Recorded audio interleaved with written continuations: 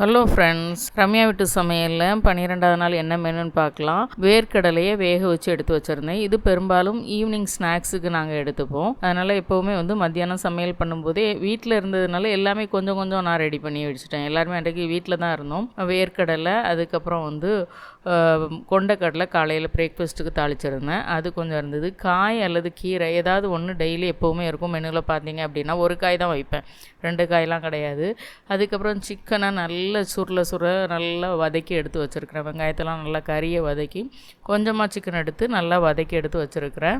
ஏன்னா அவனுக்கு ரைஸ் அப்படின்றதுனால, பையனுக்கு ரைஸ் அப்படின்றதுனால அவனுக்கு ஏதாவது ஒரு கிரேவி கொஞ்சம் இருக்கணும். மோர் இல்லாமல் சாப்பாடே இருக்காது. ஃபிஷ் கறி பார்த்திங்கன்னா முந்தின நாள் உள்ளது.